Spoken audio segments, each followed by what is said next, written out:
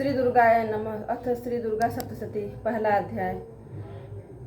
मेधा ऋषि का राजा सूरत और समाधि को भगवती की महिमा बताते हुए मधु कैटभ वध का प्रसंग सुनाना विनियोग। ओम। प्रथम चरित्र के ब्रह्मा ऋषि, महाकाली देवता गायत्री, छंद नंदा शक्ति, रक्तदंतिका बीज, अग्नितत्व और ऋग्वेद स्वरूप है। श्री महाकाली देवता की प्रसन्नता के लिए प्रथम चरित्र के जप में विनियोग किया है। ध्यान। विष्णु भगवान के सो जाने पर मधु और कैटभ को मारने के लिए कमल जन्म ब्रह्मा जी ने जिनका स्तवन किया था, उन महाकाली देवी का मैं सेवन करती हूँ। वे अपने 10 हाथों में खड्ग, चक्र, गदा, बाण, धनुष, परिघ, शूल, भूषुंडी, मस्तक और शंख धारण करती हैं। उनके 3 नेत्र हैं। वे समस्त अंगों में दिव्य आभूषणों से विभूषित है। उनके शरीर की कांति नीलमणि के समान है तथा वे 10 मुख और 10 पैरों से युक्त हैं। ओम चंडिका देवी को नमस्कार है। मार्कंडेय जी बोले, सूर्य के पुत्र सावड़ी जो 8वें मनु कहे जाते हैं, उनकी उत्पत्ति की कथा विस्तार पूर्वक कहता हूँ, सुनो। सूर्य कुमार महाभाग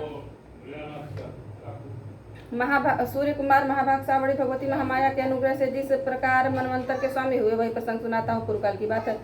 स्वारोचिस मनवंतर में सूरत नाम के एक राजा थे जो चैत्र वंश में उत्पन्न हुए थे। उनका समस्त मंडल पर अधिकार था। वे प्रजा का अपने और पुत्रों की भांति धर्म पूर्वक पालन करते थे। तो भी उस समय कोला विध्वंसी नाम के क्षत्रिय उनके शत्रु हो गए। राजा सूरत की दंडनिधि बड़ी प्रबल थी। उनका शत्रुओं के साथ संग्राम हुआ। यद्यपि कोला विध्वंसी संख्या में कम थे, तो भी राजा सूरत युद्ध में उनसे परास्त हो गए। तब ये युद्ध भूमि से अपने नगर को लौट आए और केवल अपने देश के राजा होकर रहने लगे। समूची पृथ्वी से अब उनका अधिकार जाता रहा, किंतु वहां भी उन प्रबल शत्रुओं ने उस समय महाभाग राजा सूरत पर आक्रमण कर दिया।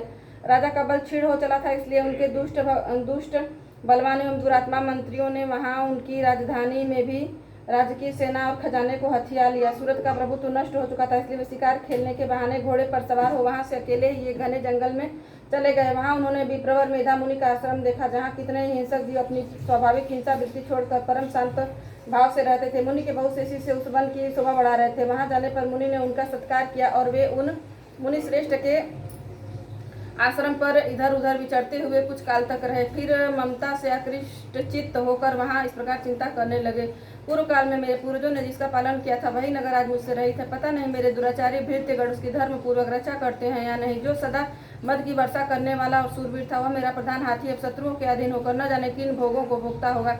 जो लोग मेरी कृपा, धन और भोजन पाने से सदा मेरे पीछे पीछे चलते थे, वे निश्चय ही अब दूसरे राजाओं का अनुसरण करते होंगे। उन अपव्ययी लोगों के द्वारा सदा खर्च होते रहने के कारण अत्यंत कष्ट से जमा किया हुआ मेरा वह खजाना खाली हो जाएगा। ये तथा और भी कई बातें राजा सूरत निरंतर सोचते रहते थे। एक दिन उन्होंने वहां विप्रवर मेधा के आश्रम के निकट एक वैश्य को देखा और उससे पूछा, भाई तुम कौन हो?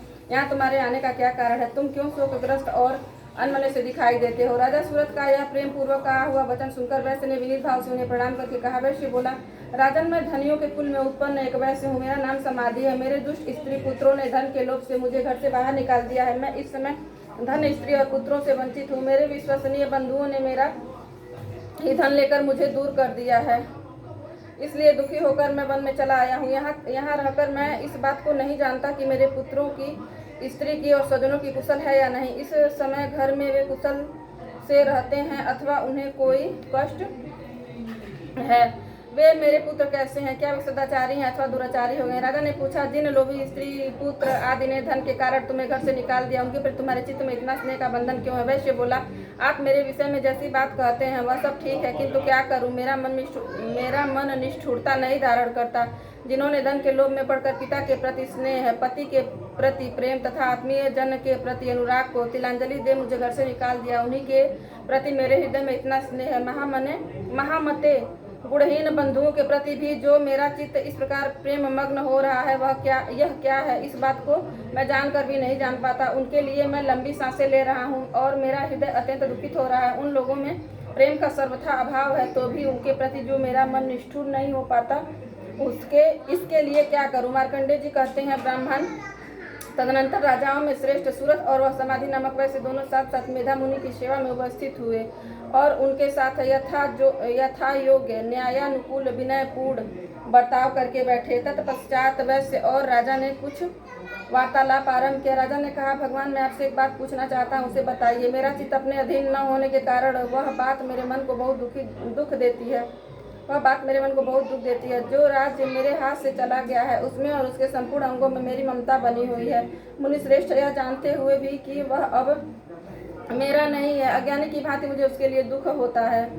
यह क्या है? इधर यह वैश्य भी घर से अपमानित होकर आया है, इसके पुत्र स्त्री और भृत्यों ने इसे छोड़ दिया है, स्वजनों ने भी इसका परित्याग कर दिया है, तो भी यह उनके प्रति अत्यंत हार्दिक स्नेह रखता है। इस प्रकार यह तथा मैं दोनों ही बहुत दुखी हैं, जिसमें प्रत्यक्ष दोष देखा गया है, उस विषय के लिए भी हमारे मन में ममता जनित आकर्षण पैदा हो रहा है। महाभाग, हम दोनों समझदार हैं, तो भी हम में जो मोह पैदा हुआ है यह क्या है?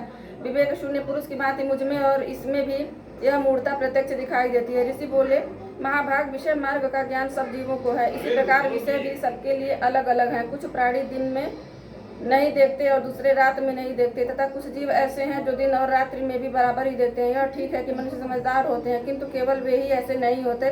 पशु, पक्षी और मृग आदि सभी प्राणी समझदार होते हैं। मनुष्यों की समझ भी वैसी ही होती है जैसी उन मृग और पक्षियों की होती है, तथा जैसी मनुष्यों की होती है वैसी ही उन मृग, पक्षी आदि की होती है, तथा यह अन्य बातें भी प्रायः दोनों में समान ही हैं। समझ होने पर भी इन पक्षियों को तो देखो, ये स्वयं भूख से पीड़ित होते हुए भी मोहवश बच्चों की चोट में कितने चाव से अन्न के दाने डाल रहे हैं। नरश्रेष्ठ, क्या तुम नहीं देखते कि ये मनुष्य समझदार होते हुए भी लोभवश अपने किए हुए उपकार का बदला पाने के लिए पुत्रों की अभिलाषा करते हैं? यद्यपि उन सब में समझ की कमी नहीं है, तथापि वे संसार की स्थिति, जन्म मरण की परंपरा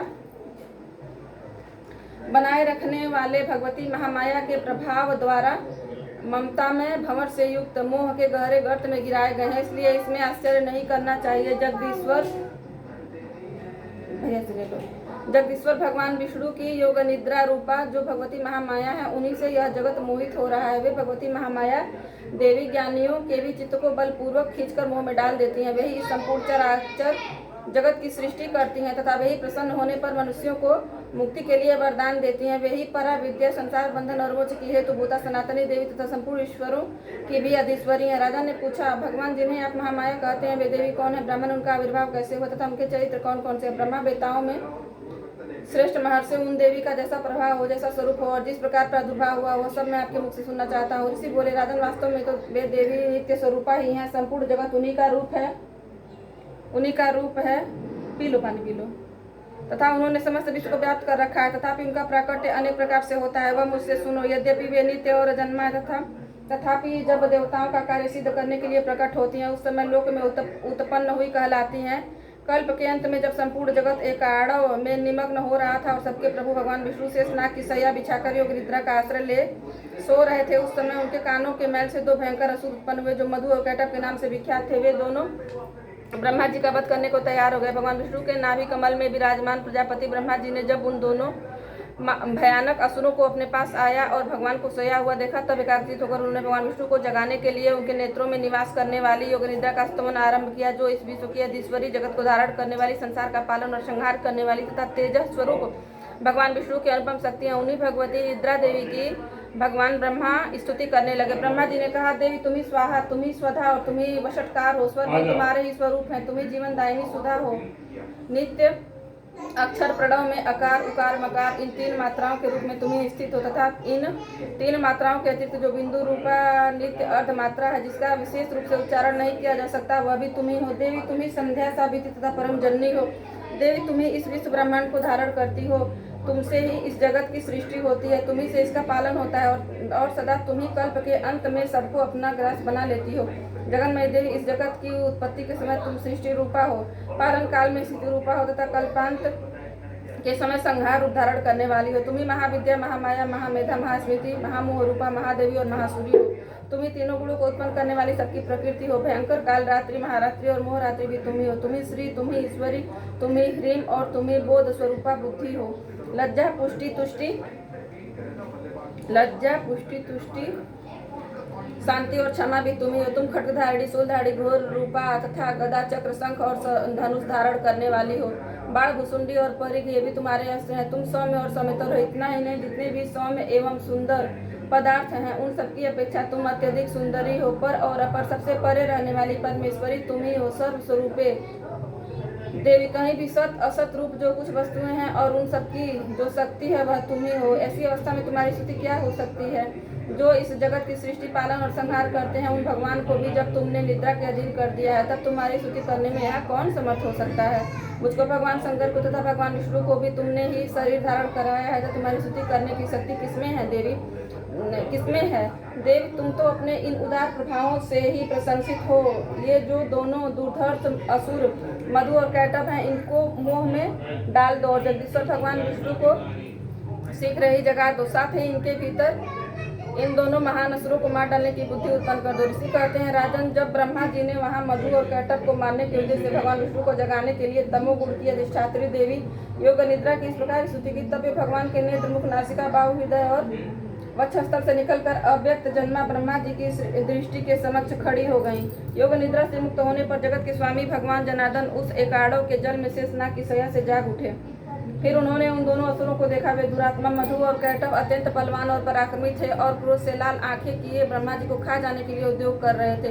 तब भगवान श्रीहरि ने उठकर उन दोनों के साथ 5000 वर्षों तक केवल बाहु युद्ध किया। वे दोनों भी अत्यंत बल के कारण उन्मत्त हो रहे थे। इधर महामाया ने भी उन्हें मोह में डाल रखा था, इसलिए वे भगवान विष्णु से कहने लगे, हम तुम्हारी वीरता से संतुष्ट हैं, तुम हम लोगों से कोई वर मांगो। श्री भगवान बोले, यदि तुम दोनों मुझ पर प्रसन्न हो तो अब मेरे हाथ